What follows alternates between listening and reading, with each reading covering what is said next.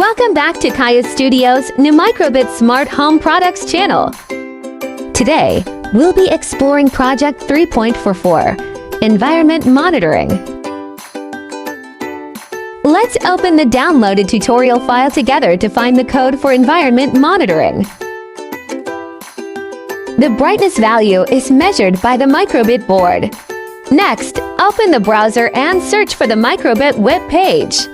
Click to go to the official website and find MakeCode Editor and click to enter it. Drag the code into MakeCode to view and analyze it.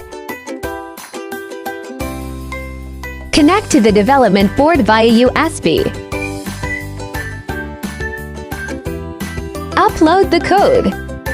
The Smart House system displays the temperature and humidity values detected by the tivon sensor and the brightness value measured by the microcolon bit on the LCD display. Follow us for more fun coding adventures like this.